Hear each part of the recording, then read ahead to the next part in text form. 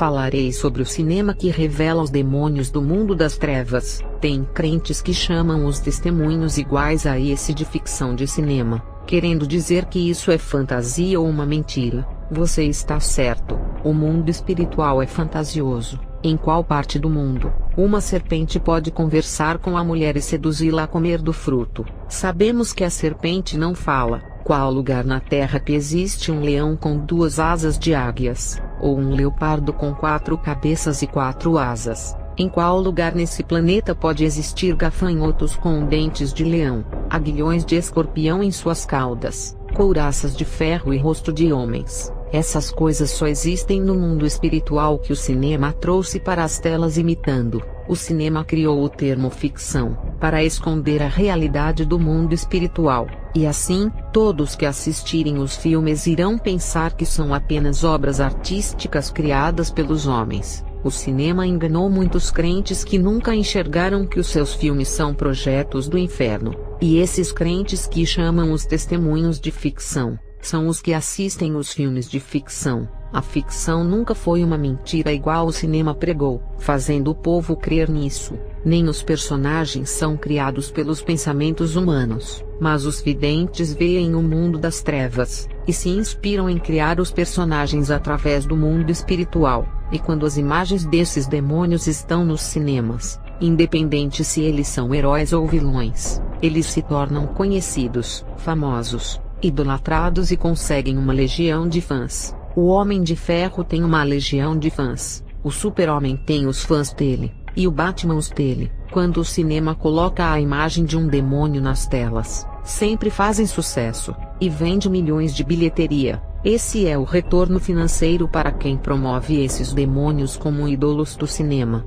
Toda essa ficção que muitos falam que não é verdade, é uma cópia da realidade do mundo espiritual. O psicopata Michael Myers, um dos assassinos que está entre os maiores do cinema, por mais que falem é uma obra de ficção, mas é uma cópia de uma realidade. Antes do personagem Michael Myers, já existia o demônio antes desse filme ser criado, e a realidade de matar por prazer ainda tem nos dias de hoje, pessoas sanguinárias que matam e não param de derramar o sangue. O filme é uma cópia de uma realidade que já existe. Fred Krueger, que em seus filmes ataca as pessoas nos sonhos causando pesadelos. Isso é uma cópia da realidade do mundo espiritual, porque existem vários demônios do pesadelo que enforcam as pessoas e colocam sonhos ruins. Se esses filmes são mentiras, por que imitam uma realidade do mundo espiritual que só os bruxos sabem? Quando fui passear na Califórnia, Estados Unidos, eu vi Jason Voorhees. Esse posso afirmar que apareceu para mim na terra do cinema. Ele é um dos demônios da morte, que recebe ritual nas sextas-feiras para matar. Ele não é um demônio qualquer da morte, e está entre os 20 demônios mais terríveis dos Estados Unidos. Ele é um dos demônios mais cruéis, que mata as pessoas tirando os membros do corpo. Ele usa os assassinos para esquartejar as suas vítimas. Falarei dos demônios alienígenas que controlam a tecnologia. Como esses demônios conseguem manipular as mentes dos youtubers colocando um contra os outros. Alienígenas é um termo que surgiu da palavra alienar as mentes, e criar uma matrix de alienação mental. A internet se tornou um campo de guerra das mentes. O fruto da ciência do bem e do mal abriu 2 caminhos no mundo espiritual. Vou falar do conhecimento do bem e também o conhecimento do mal, que hoje encontramos na internet. E através da internet podemos escolher qual conhecimento que devemos absorver em nossa mente. No YouTube tem vídeos bons e também vídeos ruins. E mesmo que o vídeo seja evangélico, não significa que é bom, porque a maioria dos vídeos evangélicos pregam a divisão, a contenda, a calúnia e a guerra ministerial. Existem muitos canais evangélicos que são partidaristas, e se preocupam muito mais em defender o nome de suas denominações do que o nome de Jesus. Canais que se importam muito mais em defender as suas crenças e opiniões carnais, nem que tenha que falar mal das crenças de outras denominações e ganhar almas. Não se importam com nada. Às vezes a pessoa que assiste a um canal desse, está em uma igreja abençoada, mas a partir do dia em que assistiu a um vídeo de um pastor defendendo as suas crenças, e falando mal de outras igrejas, Aquela pessoa que está firme com Deus e congregando em um ministério abençoado, começa a ficar em dúvida se a sua igreja é a certa. A pessoa fica desanimada e sai do lugar onde Deus plantou ela, o lugar onde a pessoa irá crescer, dar frutos e fazer a obra de Deus. Ela acaba saindo, porque ouviu um canal partidarista e pregador de divisão. Essa é a manipulação digital ou alienação virtual, que o povo sem o capacete da salvação cai nessas armadilhas, sem o capacete de Deus que protege a sua fé, e traz a convicção de que são salvos. O povo não tem essa proteção, e se deixa cair na guerra das religiões evangélicas. A pessoa que caiu nesse laço deveria estar orando e lendo a Bíblia, porque é muito mais produtivo do que escutar um canal de divisão. Um vídeo de animais é muito melhor do que um vídeo que se diz cristão, e traz calúnia, a difamação e a divisão. Um vídeo de animais que não é cristão pode ser muito melhor do que assistir muitos vídeos evangélicos. Não podemos perder o nosso tempo com esses vídeos, enchendo a nossa alma de contendas e divisões. A mente de quem fica ouvindo esses vídeos de um irmão falando mal do outro fica enferma. A maioria dos canais evangélicos são reprovados por Deus, por não trazerem nada de edificação para a igreja. Qual é o fruto que tem se alimentado da internet? Está se alimentando espiritualmente do quê? A sua alma está se enchendo de Deus ou de engodo de Satanás? Efésios 5 verso 15 e 16. Seja prudente no caminhar, não como nécios, mas como sábios remindo o tempo, porquanto os dias são maus. Como você tem remido o seu tempo? Remir o tempo é aproveitar ele para Deus, se libertando de tudo que é inútil para a sua vida. Remir o tempo é buscar a Deus, porque os dias são maus. Remir o tempo é ler a palavra, louvar a Deus e escutar vídeos edificantes. Fazer live falando mal do seu irmão não é remir o tempo, e ficar ouvindo vídeos de pastor que implanta divisão, contendas e calúnias não é remir o tempo. E se você é um inscrito desses canais que difamam os irmãos, significa que você apoia e consente com as obras da carne. Se você é um seguidor desses canais, infelizmente o seu tempo está sendo remido com estrumes, estercos, dejetos e excrementos, porque além de não edificar, contamina toda a sua alma através dos canais auriculares dos ouvidos que era a porta de entrada de ouvir a palavra de Deus. Colossenses 4 verso 5. Andai com sabedoria para com os que estão de fora, remindo o tempo. Quando eu me converti, passei 9 semanas remindo meu tempo orando, lendo a Bíblia e louvando a Deus, e o anjo desceu até a mim com um vidro de odre que estava com água da vida. Ele abriu a minha boca e me fez beber, e aquela água entrou em minhas entranhas e refrigerou a alma, e saciou toda aquela sede que eu tinha de Deus. Eu era uma mulher vazia no começo da minha conversão, e aproveitei o meu tempo para remir o tempo, e de tanto buscar a Deus, eu o encontrei, porque aquele que busca o encontra. Provérbios 18 verso 17. Os que de madrugada me buscam me acharão. Se eu fosse perder o tempo falando mal dos irmãos, ou assistindo vídeos malignos transfigurados de cristãos que causam porfias, iras, preconceito incentivando a guerra contra o seu próximo, será que eu seria cheia da presença de Deus? Tem canais evangélicos que são bons, e não pregam o partidarismo que é a divisão. Esses canais fazem parte da ciência do bem, oferecem a parte do bem daquela árvore da ciência que Eva comeu do fruto. Rejeitando o mal dessa árvore da ciência são poucos, porque a maioria dos canais evangélicos são maldosos, oferecendo fontes imundas que é feito da ciência do mal que envenena a alma da pessoa e mata a vida espiritual. Teve um crente do meu bairro que se aproximou de mim. Ele tinha ouvido eu falar do meu testemunho de conversão na igreja. Esse crente, ao chegar perto de mim, disse assim: prova que o seu testemunho é real. Eu disse a ele: leia Mateus 12 verso 39. A geração má e adúltera, porque pede um sinal, porém, não se lhe dará outro sinal, senão o sinal do profeta Jonas. O próprio Jesus repreendeu os fariseus que não acreditavam nele e ficavam pedindo um sinal. Jesus disse: leia as escrituras sobre a passagem de Jonas, quando esteve 3 dias e 3 noites no ventre do peixe, e ali verá o sinal.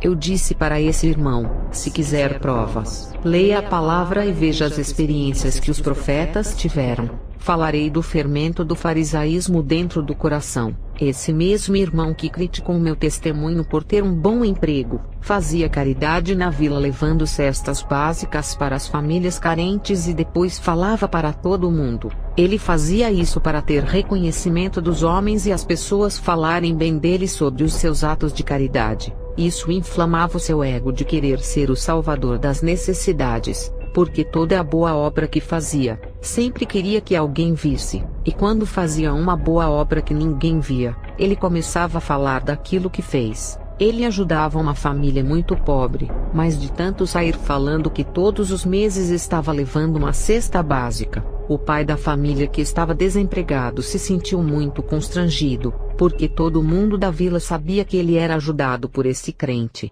Ele sempre levava uma cesta de alimentos à noite dentro de uma caixa e ninguém sabia disso, mas ele falava no outro dia para se engrandecer, e isso foi como uma humilhação para aquele pai de família que não era crente, e o seu lar passou a ser visto como sendo sustentado por esse crente, pois Mateus 6, verso 1 ao 4, quando deres esmola, não faças tocar trombeta diante de ti como fazem os hipócritas nas sinagogas e nas ruas, para serem glorificados pelos homens. Em verdade vos digo que já receberam o seu galardão. Mas quando tu deres esmola, não saiba a tua mão esquerda o que faz a tua direita, para que a tua esmola seja entregue em segredo, e teu pai que vê em secreto, ele mesmo te recompensará publicamente. Guardai-vos de fazer a vossa esmola diante dos homens para serdes vistos por eles. Aliás, não tereis galardão junto de vosso Pai que está nos céus. Os homens não o podem oferecer nada,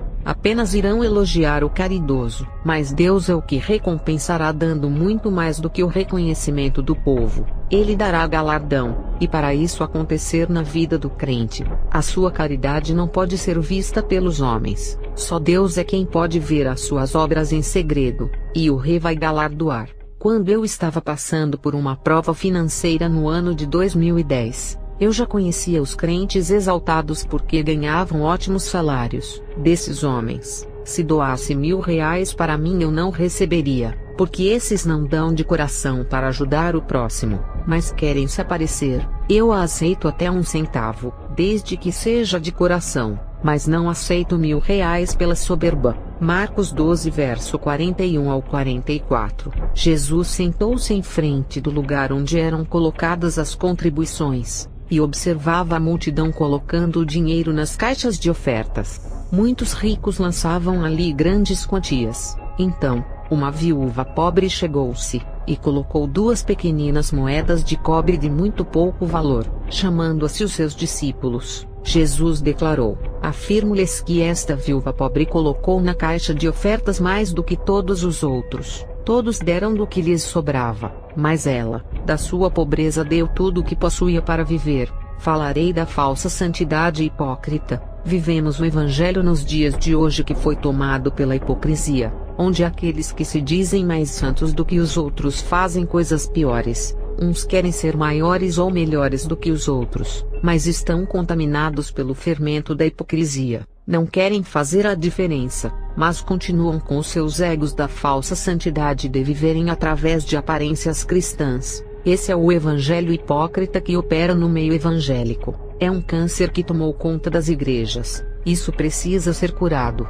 sanado e extinto do meio do povo. São muitos críticos que sempre acusam com as suas visões voltadas para os outros, e se esquecem de que são cheios de traves em seus olhos e fermentos da soberba em suas almas. É por causa disso que a igreja não está preparada para subir, a colheita não está madura. Se Jesus vir nesse momento, apenas uns 10% de almas se salvariam. Não estou afirmando que será assim, mas a igreja está muito longe de ser arrebatada antes da tribulação. Não há condições no momento para isso acontecer nos dias de hoje. Se a peneira for passada para semear o joio do trigo, teremos muitas surpresas. Muitos que pensam que são crentes verdadeiros, pois não são. Os homens podem olhar para as aparências e dizer: esses são separados, Mas Deus vê todos os corações e sonda toda a podridão e hipocrisia que está oculta no interior humano. Não se escondam através de uma roupa que serve como uma capa.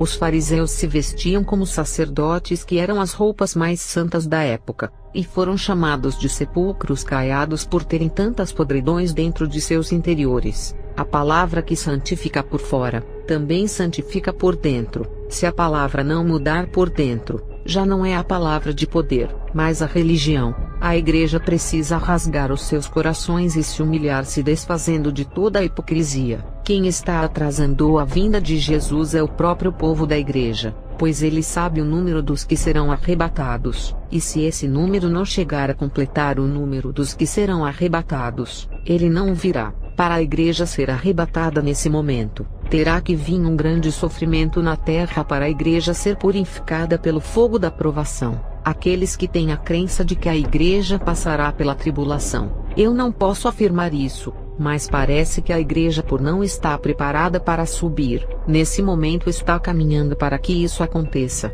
Quem sabe isso venha a acontecer para a igreja acordar e passar pela grande tribulação ou metade dela, porque o sofrimento faz o povo se lembrar de Deus e se aproximar dele. Não defendo nenhuma crença dessas doutrinas se vai subir antes ou depois. O que eu acredito é que se a noiva estivesse pronta com os seus vestidos prontos para casar, Jesus a arrebataria nesse momento por estar preparada. O nosso papel como igreja é se preparar para esse dia, e amadurecer para que a colheita venha. Quanto mais rápido a gente se preparar para esse encontro, mais rápido será a sua volta, porque ele sabe quando a igreja estará pronta espiritualmente e madura para ser levada. Falarei sobre a autoridade na família. O homem é a autoridade da família, o provedor do sustento da casa, mas o homem que cai no vício das drogas e do álcool, perde a responsabilidade de cuidar da casa. O vício prende a pessoa, e não deixa cuidar de sua família. Eu conheci pais de famílias que não conseguiam mais trabalhar,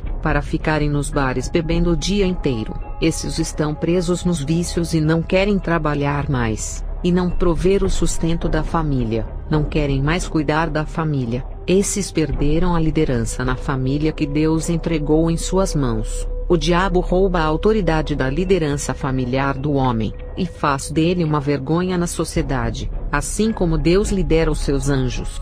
Ele criou o homem para ter a sua semelhança na liderança e fazer dele um grande líder.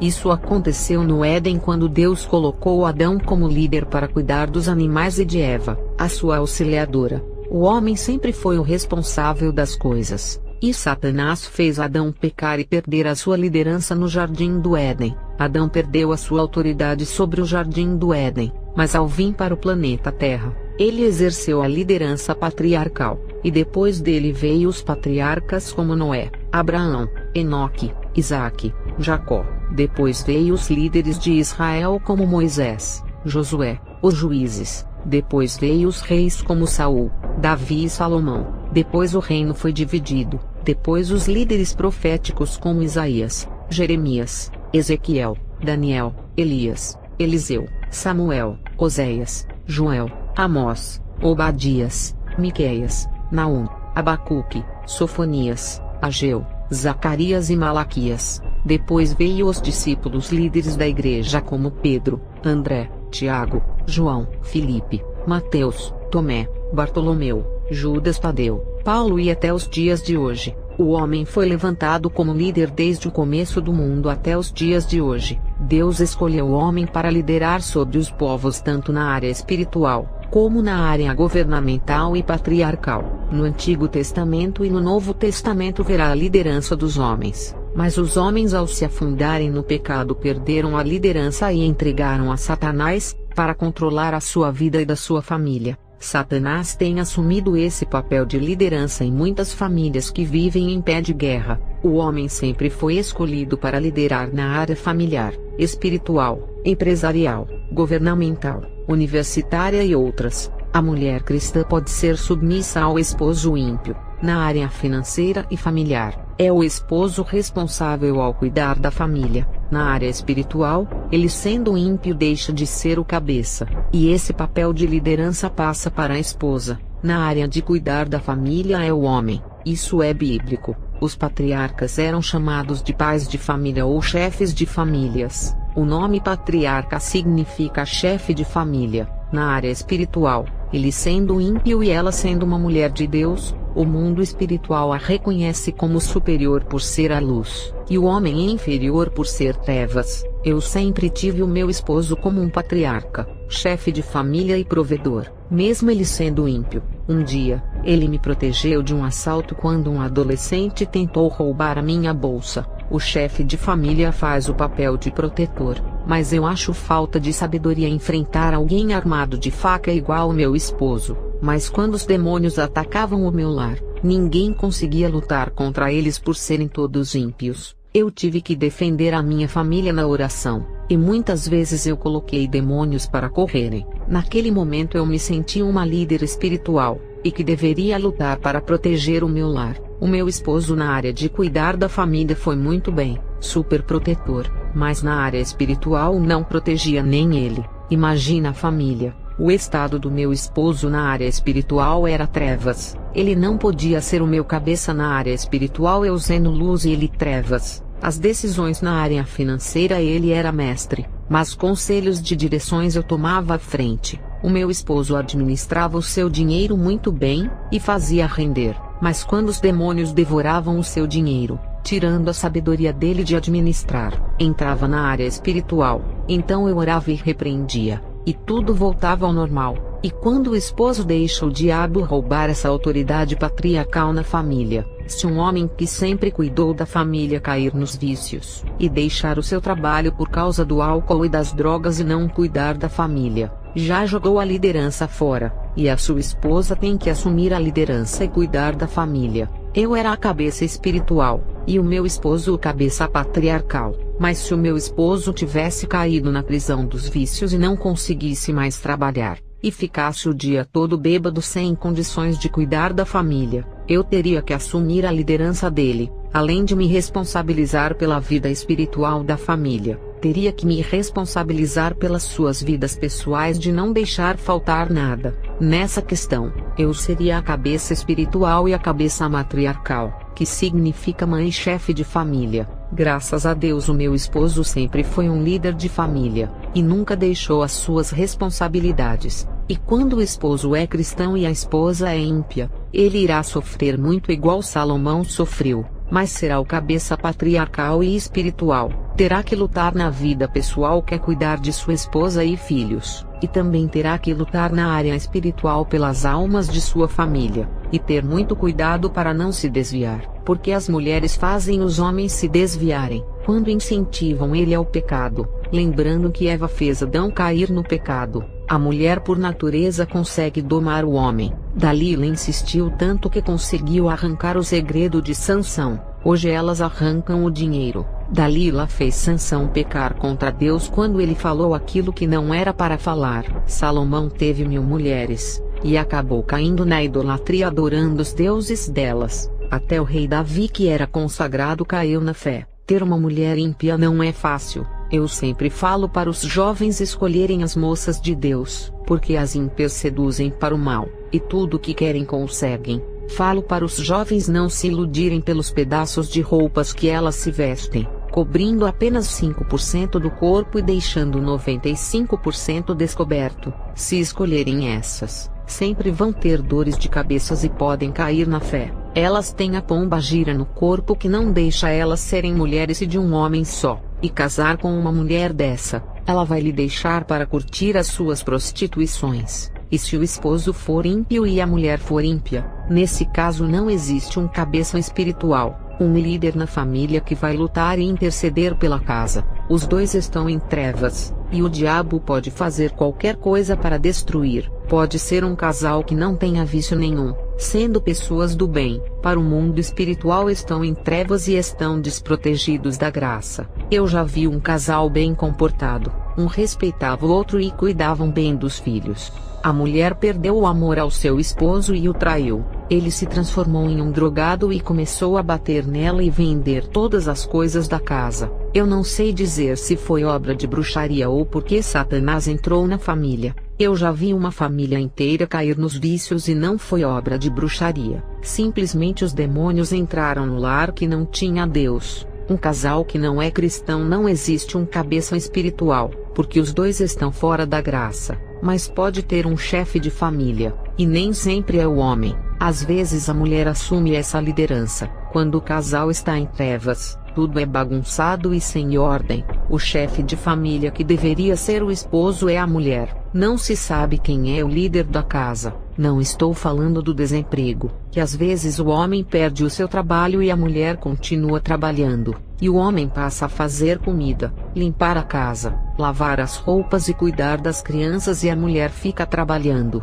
Isso acontece, e não significa falta de liderança. A falta de liderança é quando o homem entrega a responsabilidade patriarcal para a mulher, e não quer saber de cuidar de ninguém. E teve um pastor que, sabendo que a irmã tinha o esposo ímpio, disse para ela seguir os conselhos dele baseado na palavra. E quando o pastor descobriu que o esposo da irmã era da maçonaria, depois que ela falou ao pastor, é a mesma coisa de ser guiado por um cego e cair no buraco, se os conselhos não levarem a pessoa a cometer erros. Eu já vi irmãs seguirem o conselho do seu esposo ímpio de vender a casa, e hoje pagam aluguel. É claro que quando o conselho de um ímpio não prejudicar o casal, e oferecer alguma coisa que irá fazer conquistar é diferente. Quando uma serva de Deus tem que concordar com o seu esposo ímpio, a partir do momento em que os planos ou planejamento do marido não venha a ferir a fé da serva de Deus, sobre direções sobre a vida material ou financeira,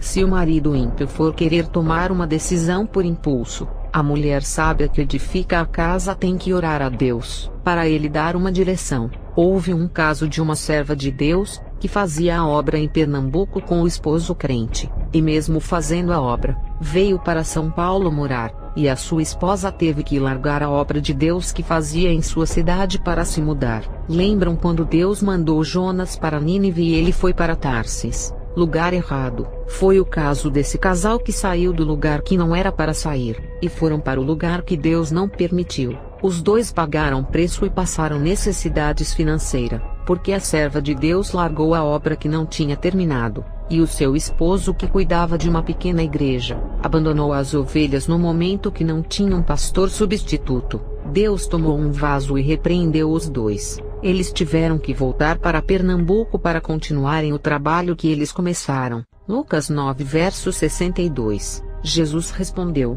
ninguém que põe a mão no arado e olha para trás é apto para o reino de Deus. Qualquer direção que o casal for tomar, tem que orar a Deus, principalmente quando a obra de Deus está em jogo, e tem aqueles conselhos sem direções do esposo ímpio que você não sabe o que irá acontecer lá na frente, porque os frutos primeiro se plantam, para ver o resultado com o passar dos anos. Tem conselhos que, se seguirem, não irão ser prejudicados no momento, mas com o passar dos tempos irá colher, e não sabemos o que será que vai ser colhido, se é bom ou ruim. Por isso é melhor buscar direção em Deus, mesmo que seja um homem de Deus que venha dizer: faça isso. Primeiro busque uma confirmação em Deus, porque homens de Deus também erram em dar conselhos.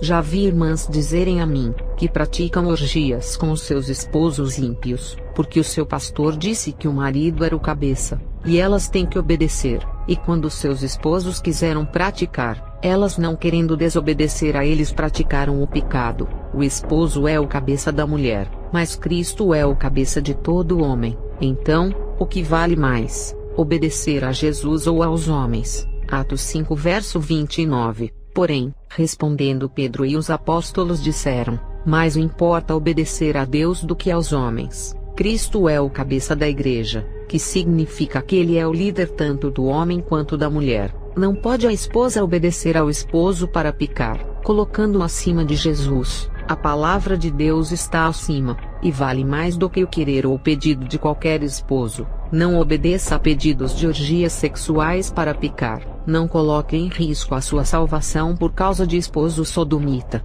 porque vai para o inferno os dois. Não pode o varão fazer a vontade da esposa para pecar. Lembre-se que é um líder, o cabeça da esposa, que não pode ceder à vontade pecaminosa para ela. quando o marido cede o pedido da sua esposa, e quando a mulher cede o pedido do seu esposo, quando nos pedidos de ambos não compromete a fé, não manche o leito conjugal e não cometam pecados, porque essas legalidades sexuais abrem legalidade para a pombagira entrar na esposa e no esposo, e depois destruirá o casamento. Às vezes, casais cristãos querem apimentar a relação dizendo que a relação está fria, e recorrem à sodomia, às práticas de sexos do mundo, e até compram fantasias sexuais que são objetos de maldições. As práticas também são maldições, e querendo fazer algo para segurar o casamento deles, pensando que essas práticas irão segurar o casamento, já deu legalidade para a destruição do casamento e haverá divórcio,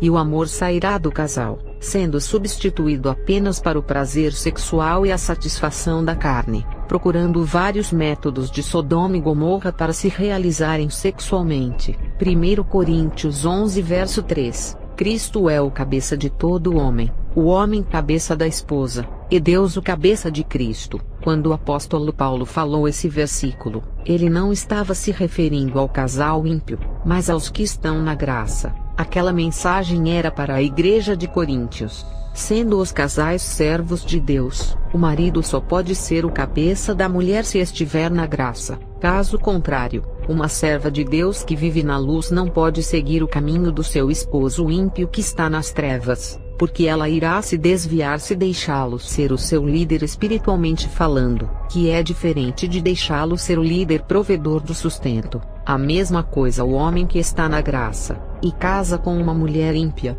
O homem de Deus vai ser o líder provedor na parte financeira, mas espiritualmente falando, ele nunca será o cabeça da sua esposa. Mulheres rebeldes que vivem no mundo têm o coração duro, brigam e discutem com o esposo disputando o mesmo espaço de quem tem razão, e nunca será uma esposa submissa, porque elas entendem como escravidão, e algumas falam com valentia assim: está para nascer o homem que vai mandar em mim, nem os meus pais mandam em mim.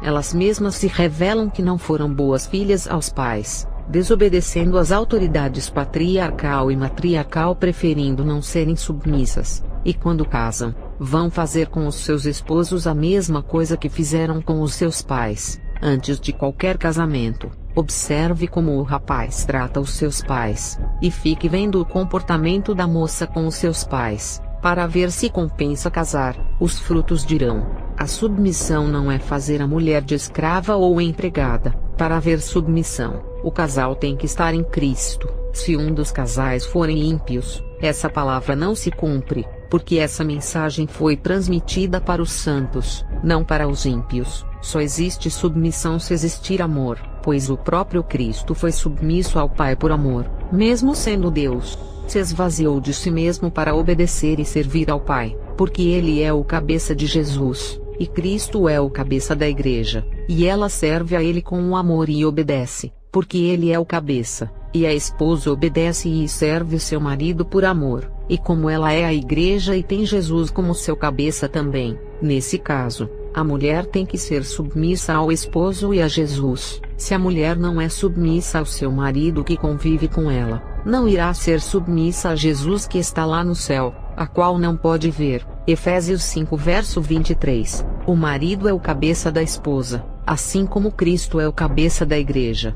Perceba que o relacionamento dessas passagens é espiritual. Jesus, como filho, obedece ao seu pai que é o seu cabeça. Isso é uma lição, que todos os filhos venham obedecer aos seus pais, e não se rebelarem igual muitos fazem, bebendo bebidas alcoólicas, usando drogas, roubando e se prostituindo. Os filhos rebeldes são o espelho de Satanás, que, sendo filho de Deus, uma criação perfeita de suas mãos, se rebelou contra Deus. E Deus enxerga essa juventude rebelde que não respeitam os pais como uma cópia de Lúcifer. Esses versículos que falam de cabeças, se refere ao espiritual e não patriarcal. Chefe de família qualquer ímpio pode ser. Agora, ser o cabeça da esposa e ter Jesus como seu cabeça é difícil. Esses versículos não estão dando ênfase ao chefe de família. Perceba que existem uma hierarquia espiritual, como Deus cabeça de Cristo, Jesus cabeça dos homens e da igreja,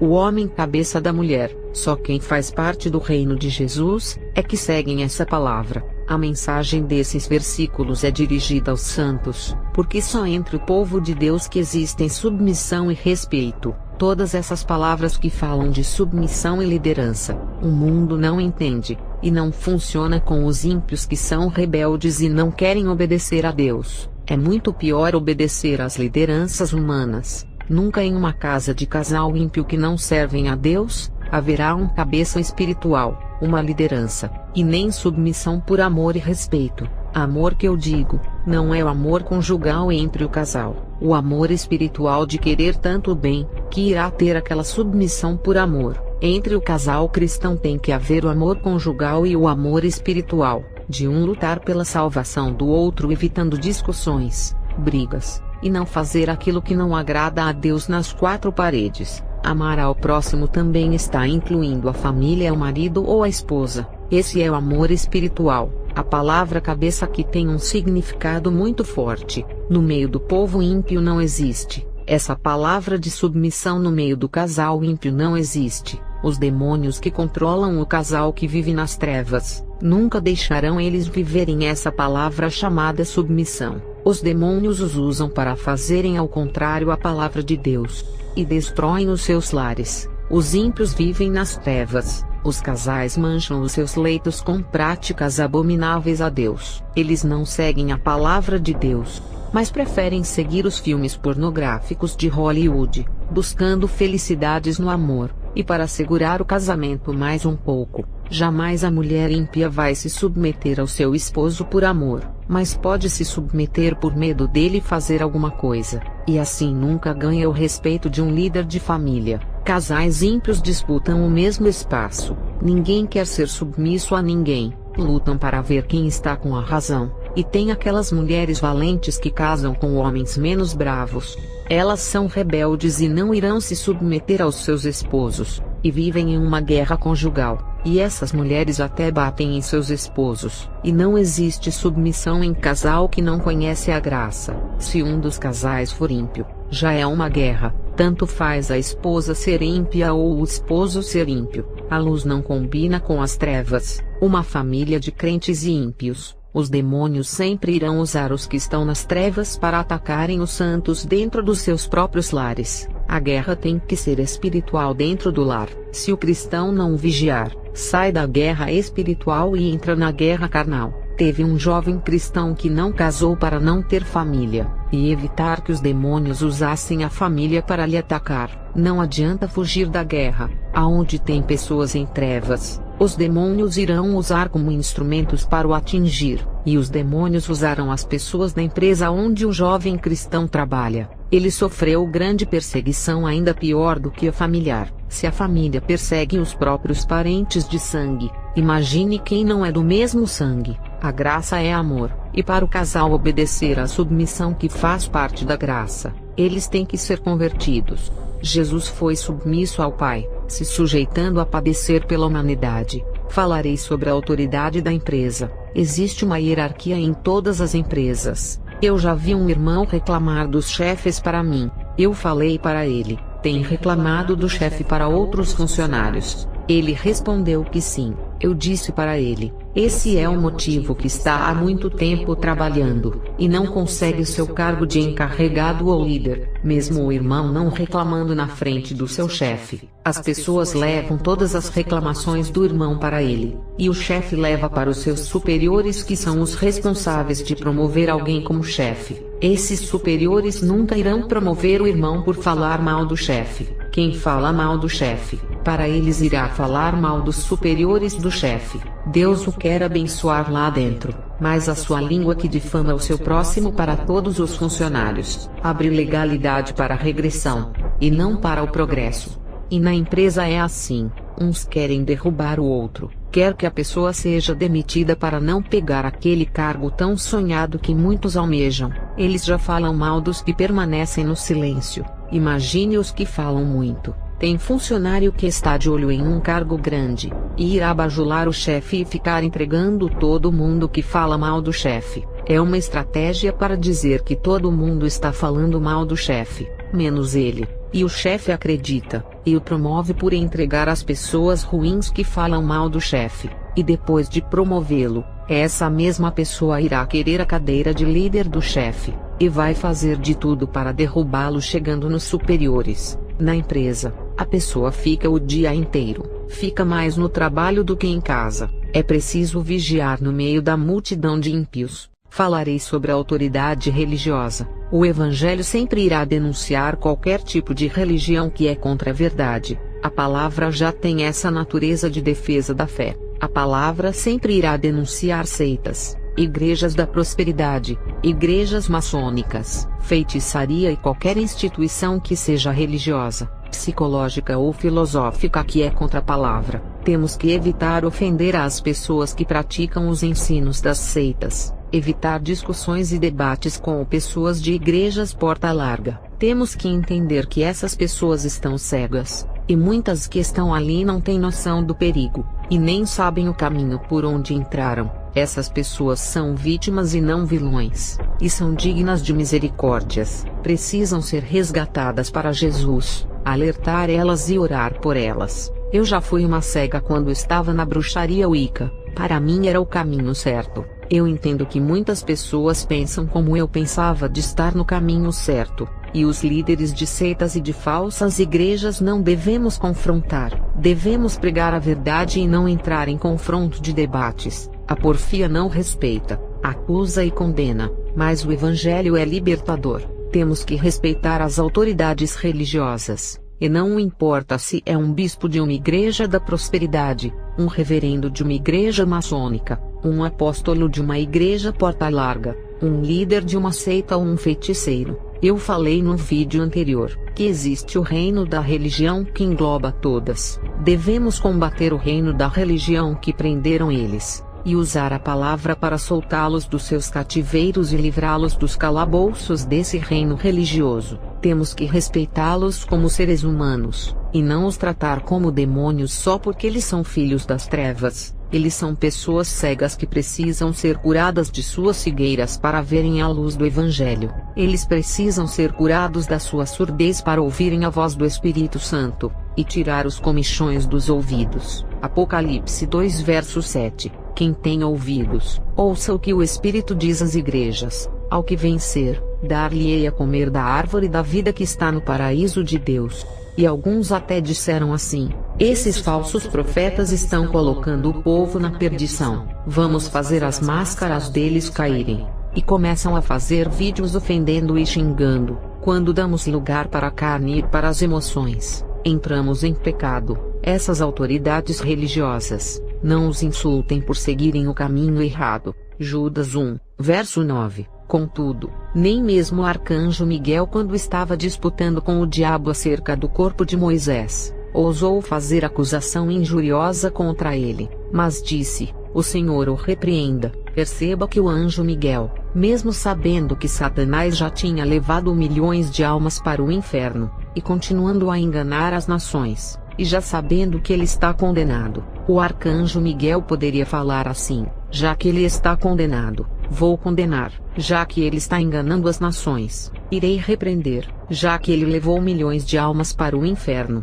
vou me vingar e meter a espada. O anjo Miguel não acusou, não causou injúrias, não difamou, não denegriu, não insultou e nem lutou, mas disse: o Senhor lhe repreenda, para que ele soltasse o corpo de Moisés. E hoje está cheio de crentes na internet deixando de pregar contra o pecado, e usando a palavra para bater nos falsos profetas falando os nomes deles, e até os servos de Deus que falam de suas experiências estão levando chicotadas na internet. O povo perdeu o discernimento entre o bem e o mal. O anjo Miguel é santo, ele poderia proferir palavras para Satanás que já está condenado, e mesmo assim, ele não o fez. E nós que somos pecadores, a nossa santidade perto do anjo Miguel é igual a um pano de chão. Não temos direito de ofender o nosso próximo. Não importa se é o pior feiticeiro do mundo, existe feiticeiro pior do que Satanás. E mesmo assim, o anjo Miguel não o insultou. E nós temos que ter essa mesma atitude. Essas almas que são insultadas, Elas estão presas, e só o Evangelho é que pode salvá-las. Todos os falsos profetas, feiticeiros e homens maçons têm a chance de se salvarem. Ainda há tempo. Falarei sobre a autoridade política. Tem muitos crentes que odeiam os políticos por causa da corrupção, e xingam eles e lançam palavras de maldição. Isso não adianta nada. Os políticos já vivem na maldição por se envolverem com a maçonaria, e fazerem de Mamon o seu Deus. Falar mal de político não irá resolver nada, porque a tendência é as coisas piorarem para a vinda do Salvador da pátria, o Salvador das economias, que irá resolver-se passando por Jesus. Temos que orar pelos políticos e não falar mal e amaldiçoar. Temos que orar para Deus não permitir que eles coloquem leis que oprimam os pobres, e orar para eles não tirarem os direitos trabalhistas e não colocarem leis sodomitas, leis que contrariam a palavra de Deus. Eles já aumentaram o tempo de contribuição providencial, mexeram nas leis do INSS aumentando o tempo de trabalho para escravizar as pessoas. Já estão vendendo nosso patrimônio brasileiro para os empresários da Europa e Estados Unidos. Existe muita corrupção dentro dessa política brasileira, e temos que orar para tirar a força desse principado que coloca as ambições pelo poder, e coloca a ganância nos corações dos políticos, e faz a população de bobos da corte dividindo entre esquerda e direita, mas não ligam para o povo. A não ser no poder e nos cofres públicos, eles fazem os povos vestirem a camisa de direita e esquerda, igual àqueles torcedores fanáticos que vestem as suas camisas dos seus clubes de futebol e ficam torcendo. Os torcedores ficam uns matando os outros, e o pior é que os torcedores sabem que não irão ganhar nada com isso. Os clubes não irão doar uma cesta básica e nem os jogadores irão ajudar as famílias dos torcedores. Quem enriquece os clubes de futebol e os jogadores, são os ingressos que eles compram e não ganham nada com isso. E a política dividiu o povo entre esquerda e direita fazendo de torcedores, e fazendo-se odiarem. Essas divisões de partidos estão entre o povo de Deus, e várias instituições. Já teve irmão que me disse, que a esquerda irá trazer o anticristo, porque tem aquela estrela satânica na bandeira, tem o número 13, a ideologia é satânica e ateísta, e me disseram para apoiar a direita. Eu respondi assim, independente da esquerda ser mais satanista do que a direita que sabe se camuflar muito bem, e esconder as suas intenções, eu digo que tanto a esquerda quanto a direita irão apoiar o anticristo. Não importa quem estiver no poder, a palavra de Deus irá se cumprir, pois ela não mente. E quando o anticristo vir, a esquerda e direita serão apenas um braço seu, e todas as religiões uma só. Hoje existe uma divisão política apenas na mídia, mas todas servem o mesmo poder das trevas. Eles sempre ofereceram a política do pão e circo da Roma antiga, que nos dias de hoje é uma bolsa ou auxílio financeiro para as famílias que é o pão, e a elite mundial investe na produção de filmes, novelas, seriados, futebol e jornais que é o circo e a plateia. As pessoas são os telespectadores. Enquanto eles distraem o povo usando a mídia, elaboram os seus planos malignos para determinarem o futuro do planeta,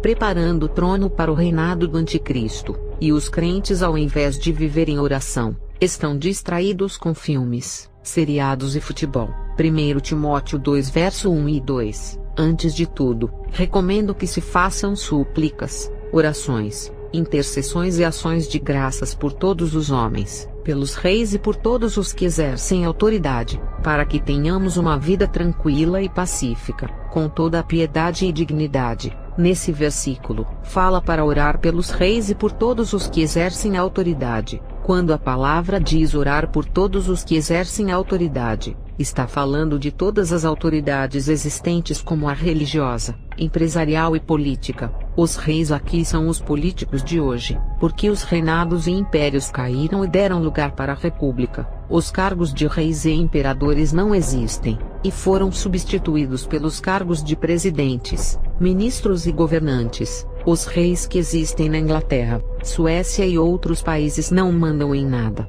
Os poderes da república são controlados pelos ministros e presidentes. Falarei sobre a autoridade espiritual. As palavras de um crente ungido têm muita força no mundo espiritual. Para ter essa autoridade, Primeiro tem que ser santo e viver uma vida de oração até conquistar essa autoridade. Noé tinha autoridade no mundo espiritual que amaldiçoou o seu filho Cão. As suas palavras tiveram um efeito no mundo espiritual fazendo seu filho viver uma vida amaldiçoada, e ainda passou para sua descendência essa maldição. Nesse tempo era outra dispensação, uma era antes da lei mosaica, e Noé não pecou, mas se fosse na graça ele teria cometido um pecado terrível. Hoje no tempo da graça é pecado amaldiçoar o nosso inimigo. Imagina amaldiçoar os próprios filhos. E tem pais que amaldiçoam os filhos sem querer, como xingar, falar que o filho não vale nada, chamar de incompetente, falar que o filho é doido, rebaixar a criança. O mundo espiritual enxerga isso como lançar maldição, e vai acontecer na vida dos filhos. Depois não adianta reclamar, quando a criança crescer e se transformar em ladrão, prostituta ou em uma pessoa incompetente e alcoólatra. Se essas palavras de baixo calão na boca de um ímpio têm força, imagina uma bruxa que está em um nível espiritual mais alto. As palavras de maldição de uma bruxa têm muito mais força no mundo espiritual do que as palavras de uma pessoa normal, porque Deus impediu que Balaão amaldiçoasse o povo de Israel, porque no mundo espiritual, as palavras de um feiticeiro têm muita força, e como o povo de Israel era rebelde e abria legalidade, a maldição de Balaão iria entrar, e Deus disse para Balaão abençoar o povo de Israel, e ele abençoou, e a palavra da boca desse feiticeiro liberou bênçãos para o povo de Israel. É possível um feiticeiro abençoar alguém? Sim, do mesmo modo que pode amaldiçoar, pode abençoar, por ser uma autoridade no mundo espiritual. Isso acontece. Quando eu era uma bruxa, eu vi muitas bruxas fazerem homens prosperarem. As bruxas profetizavam emprego e muitas coisas. É claro que mesmo sendo do lado das trevas, o mundo espiritual entende que palavras de bênçãos é para trazer coisas boas. É claro que do lado das trevas, os demônios agem para se cumprir. Balaão sendo bruxo, de sua boca saíram palavras de bênçãos que abençoou o povo de Israel, e a palavra de um crente ungido é superior à palavra de uma bruxa no mundo espiritual. O crente que serve a Deus tem autoridade em suas palavras, e tem que vigiar para não falar palavras de baixo calão para não amaldiçoar os filhos, a esposa e o seu próximo. Olha o caso de Noé, homem justo que tinha grande autoridade no mundo espiritual que amaldiçoou Cã, e essa maldição não saiu de sua família, a maldição foi hereditária. Cã passou para a sua descendência. Se Cã tivesse revestido das armaduras de Deus, a maldição não o teria atingido, mas Cã era um filho rebelde que zombou do seu próprio pai. Ele tinha espírito zombeteiro, e a maldição o atingiu por ser um filho que não dava exemplo. No tempo de Noé, era normal amaldiçoar, e Deus não punia por isso, mas trazendo para o tempo da graça, Noé fez errado em amaldiçoar o seu próprio filho, mas na época era comum cometer esses erros por não ter um manual de instrução como a Bíblia, e temos que compreender que a lei mosaica veio depois que Noé tinha morrido, por isso que Deus não puniu muitos patriarcas, por compreender que os seus erros era por não conhecerem a sua palavra. A maldição de qualquer pessoa não irá atingir o crente verdadeiro, não importa o seu nível espiritual, nunca irá atingir os servos de Deus. Pode ser um grande homem de Deus, abrindo a sua boca para amaldiçoar igual fez Noé, não irá atingir o crente ungido, até porque, falar que é um homem de Deus, amaldiçoando com palavras outros cristãos é loucura. Isso não existe, pois quem é servo de Deus de verdade tem a boca santa, e doma a sua língua. As crianças não entendem a palavra de Deus, mesmo que estejam firmes, e os jovens ainda são imaturos em suas vidas pessoais e espirituais. Isso significa que ainda não estão revestidos das armaduras de Deus, e qualquer palavra de maldição que os pais falam para os seus filhos que são crianças e adolescentes, irá afetar a vida deles por eles não estarem revestidos. É muito difícil um adolescente se revestir das armaduras de Deus, pela sua imaturidade das coisas da vida e das espirituais. Já a criança não pode se revestir das armaduras espirituais, por serem inocentes sobre os assuntos espirituais. Por isso que o adolescente e a criança têm que ter uma cobertura espiritual de oração, alguém intercedendo por eles até eles amadurecerem. Tem crianças usadas por Deus, sim, mas dentro da capacidade dela naquele nível espiritual baixo, igual os adolescentes, que também é difícil de encontrar um que seja muito usado. Às vezes no meio de 100 adolescentes da igreja, encontra um que é diferenciado, enquanto a maioria é apenas membros. Um desses 100 é espiritual. É difícil um adolescente ser espiritual, mas não é impossível achar um. O apóstolo Paulo preparou o jovem Timóteo por ser muito novo e não entender as coisas espirituais. Todo jovem, para conseguir chegar no nível espiritual que Deus quer, tem que passar por um preparo, como os adolescentes e as crianças que estão na igreja, ainda estão aprendendo sobre as coisas de Deus. Eles ainda não têm as armaduras espirituais, então os pais têm que vigiarem, para não atingirem os seus filhos com palavras de maldição, igual Noé fez com o filho dele, até porque, para amaldiçoar alguém, não precisa ser bruxo e nem um crente de grande autoridade. Sendo uma pessoa normal, de sua língua pode fluir palavras de maldição. Eu, quando era bruxa, fiz um ritual para destruir a vida de um jovem que recebi dinheiro para fazer isso. O pai dele tinha tanta autoridade no mundo espiritual, que orou pelo seu filho, e o demônio que eu enviei para destruir o filho dele, esse demônio retornou para mim e disse: pode desmanchar o seu feitiço. Eu disse: por que desmanchar o feitiço? E o demônio me respondeu: o homem lá de cima pediu para desfazer a maldição. Quando servimos a Deus de corpo, alma e espírito, não devemos nos preocupar com nada. Ele está sob o controle de tudo, tanto do bem quanto do mal, e a maldição só entra com a permissão dele. Um servo de Deus queria trabalhar, mas ele estava em guerra espiritual. Um demônio fechou a porta de emprego para ele, mas ele orou para Deus pedindo um emprego, e Deus deu ordem para o demônio abrir aquela porta que ele tinha fechado. O demônio abriu a porta de emprego para o servo de Deus trabalhar. Isso se chama autoridade no mundo espiritual que esse servo de Deus tem. Deus é tão poderoso que, além de mandar nos anjos, também manda nos demônios, fazendo eles obedecerem às suas ordens. Olha o caso do rei Saul. Deus deu ordem para um demônio atormentar Saul. Uma bruxa lançou um feitiço de câncer em uma pessoa ímpia, e ela contraiu a enfermidade. A pessoa pediu para um homem de Deus orar por ela, e o homem de Deus orou. Um anjo desceu do céu e enfiou a sua mão na barriga da pessoa e arrancou o câncer. A pessoa foi curada através da oração do homem de Deus. Isso significa autoridade no mundo espiritual. O meu ex-pastor teve uma visão de um demônio da morte, que queria levar a alma de um rapaz ímpio. O pastor orou pelo rapaz, e o anjo deu livramento para ele ao cegar os criminosos que queriam matá-lo naquela noite. Isso se chama autoridade no mundo espiritual. Um feiticeiro tinha feito um ritual de morte na encruzilhada para a filha de um pastor à meia-noite. Quando se tem autoridade no mundo espiritual, até os demônios cooperam em favor do crente. Esse pastor tinha tanta autoridade, que a sua oração fez um demônio entrar no corpo do feiticeiro que estava dormindo.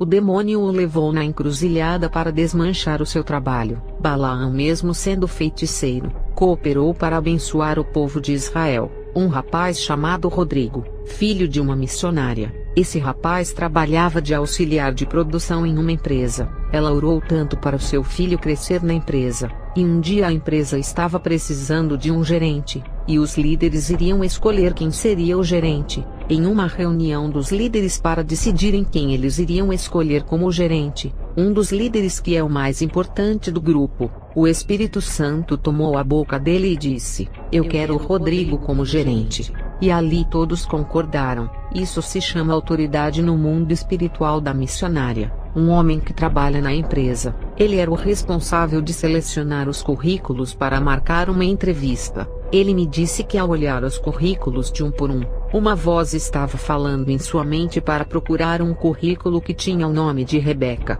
e ele tinha mais de 100 currículos na gaveta para olhar, e começou a procurar se tinha algum nome chamado Rebeca, e ele achou esse currículo e percebeu que a moça não tinha curso, não tinha nenhuma qualificação e nem experiência tinha por ter apenas 18 anos, ela só tinha o ensino médio. Mas ele sentia que era para escolher esse currículo e não os outros. e marcou a entrevista da moça com o contratador. A moça foi contratada e se tornou a melhor funcionária que não falta no emprego e dá bom exemplo. Não fala mal do chefe e não faz mexerico de ninguém, e se afastava dos grupos de mexerico. Essa moça é uma serva temente a Deus segundo o homem que selecionou o seu currículo. Ele disse que ela orou muito para conseguir um emprego, e a sua autoridade no mundo espiritual abriu a porta. Esse mesmo selecionador de currículo disse que fez uma seleção de currículos pegando muitos currículos em sua mão. Ele disse que ao pegar no currículo de um rapaz, sentiu de levar para marcar a entrevista. O poder de Deus fez os olhos do selecionador fixar no currículo do rapaz, e não tinha nada de especial escrito no currículo do rapaz, mas era Deus trabalhando. O currículo era de um rapaz que também era um cristão. No caso dele, foi o seu pai que é pastor que orou para Deus abrir as portas para ele. Ele foi uma autoridade no mundo espiritual. Eu conversei com um empresário cristão, dono de uma empresa terceirizada. Ele disse que já foi usado pelo Espírito Santo para dar emprego para pessoas que não tinham qualificação. Ele disse que fez uma entrevista com um rapaz cristão chamado Edivaldo, e ao olhar para os olhos dele viu uma luz no fundo dos seus olhos. O Espírito Santo usou o rapaz na entrevista que o deixou encantado, e ele teve a certeza de que era para contratar aquele jovem. Ele disse que o contratou não por ser cristão, porque já havia feito entrevista com vários jovens cristãos, mas aquele rapaz era diferente. Ele viu o rosto do rapaz se transfigurar em um rosto de anjo e o contratou. Esse empresário disse que desde o dia que contratou ele, a sua empresa prosperou muito e obteve muitos lucros, e as vendas aumentaram muito. A presença daquele jovem tinha atraído os clientes, e aonde colocava os seus pés, abençoava o piso. Aonde ele tocava abençoava. Todos os produtos que ele pegou vendia. O empresário disse que Deus estava abençoando a sua vida, por honrar aquele jovem de família pobre que tanto precisava daquele emprego. O lucro da empresa aumentou, e se lembrou de Eliseu que aumentou o azeite da viúva. Ele disse que esse jovem era um vaso usado nas mãos de Deus.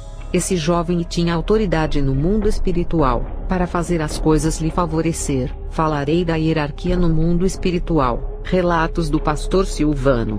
Quando eu estou orando em casa, fazendo vigílias de oração no meu quarto, eu vejo anjos e demônios. Tenho o dom dessa visão. Um demônio foi até a minha casa para impedir as orações. Ele começou a derrubar as coisas da cozinha para me intimidar. Não vou mentir, mas senti medo. A presença maligna estava forte no meu quarto e quase parei de orar. Deus me impulsionou, e eu fiz uma oração de contra-ataque o repreendendo, expulsando e pedindo para o poder de Deus atingir o demônio. Tudo em nome de Jesus. As minhas orações formaram pequenas balas igual às das armas, e acertou o demônio que fugiu. Depois veio outro demônio mais forte. Esse resistia às minhas orações por um tempo, e foram mais de 1 hora de oração. Eu o repreendi até que o corpo dele pegou fogo e ele explodiu. Fiquei muito cansado. Não era um cansaço físico, mas um cansaço na alma que deixou a minha mente cansada. No outro dia, amanheci com moleza no corpo, porque a minha alma estava desgastada por causa da guerra espiritual. A alma cansada refletiu em meu corpo que ficou com moleza acamada.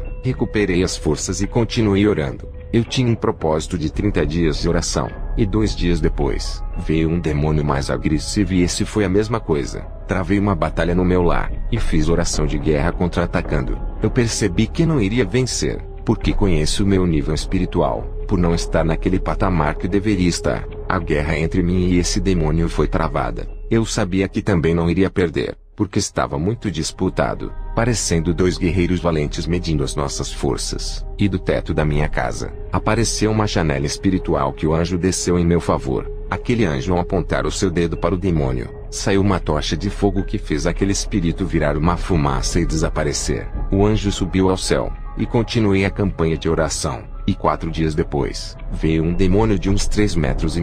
Eu ataquei em oração, mas ele lançou um dardo que atingiu o meu peito. Esse dardo veio com tanta força, que se eu fosse um ímpio tinha entrado no meu peito esquerdo provocando ataque cardíaco. Como eu tenho as armaduras de Deus no meu peito, o dardo não entrou, mas senti a batida no meu peito. A armadura impediu que o dardo entrasse, mas o impacto foi tão forte, que eu estava de joelhos e caí ao chão. Ali eu tinha certeza de que não venceria aquele demônio. Foi quando o mesmo anjo que me ajudou, desceu na minha casa mais uma vez. Mas dessa vez, aquele demônio resistiu ao anjo por algum tempo. E ele era um dos generais que comandava uma legião dos demônios de guerra espiritual. A batalha entre o general das trevas e o anjo durou 2 horas, até que o demônio fugiu, e o anjo retornou ao céu. Já fui questionado sobre o dardo que me atingiu. Primeiro eu vi quando o dardo acertou o meu corpo. Era um dardo de aço com a ponta fina que era para ter entrado.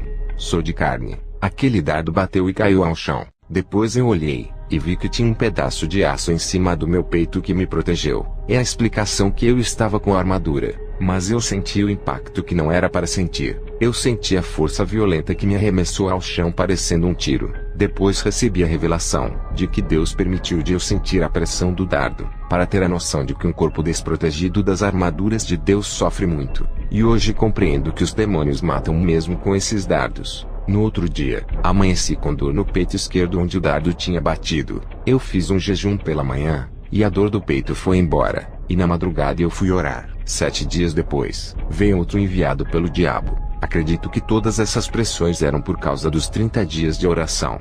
Dessa vez, veio uma aberração de uns 2,5 metros. O seu corpo era tão largo, que não passava pela minha porta. A forma desse demônio era de um dinossauro, como um tiranossauro com uma dentição grande e fina, e uma grande cauda de crocodilo. Esses tipos de demônios que parecem criaturas iguais ao Godzilla, são os piores.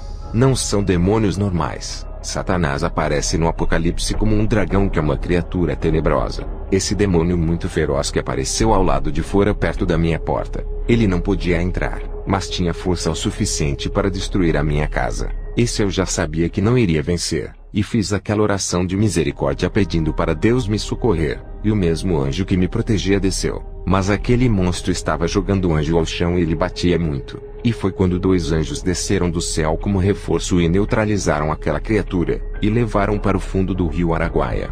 Deve ter alguma dimensão espiritual abaixo daquele rio. Eu sei que morre muita gente afogada por não saber nadar. Às vezes, as correntezas levam a pessoa. A água na natureza tem uma força brutal, mas existem relatos de grandes nadadores morrerem afogados, como serem puxados para baixo. Eu já ouvi uma irmã me dizer que viu um demônio fazer correntezas na água para as pessoas que estavam tomando banho morrerem. Ela disse que viu um monstro gigante pular dentro do mar e formar uma grande onda para matar as pessoas, e Deus permitia, por ver as pessoas todas nuas na praia tomando banho e se bronzeando. Aquela criatura que foi para minha casa me destruir. Eu descobri que cada demônio que eu vencia, Satanás mandava outro mais forte e pior, até que precisei do auxílio do anjo. Ali eu descobri que existe uma hierarquia demoníaca entre os demônios no mundo espiritual, de uns serem mais fortes do que os outros. Esse foi o relato do irmão Silvano. Relatos como esse, os incrédulos zombam porque a fé não é natural, mas no sobrenatural. Não adianta crer depois que viu igual Tomé. A fé é no invisível, naquilo que não viste mas está crendo. Abraão recebeu a promessa que a sua descendência se multiplicaria. Ele não viu, mas morreu crendo. Deus tomou um irmão e trouxe uma profecia para mim e a minha família, dizendo que todos iriam se converter. Na época eu era uma bruxa. Esse irmão morreu em 1997 e não viu nenhuma conversão, mas morreu crendo e nunca duvidou da sua profecia por saber o Deus que servia. Esse Deus onisciente que sabe de todas as coisas que irá acontecer futuramente. Eu e a minha família nos convertemos depois da morte dele. Esse irmão não viu a profecia se cumprir,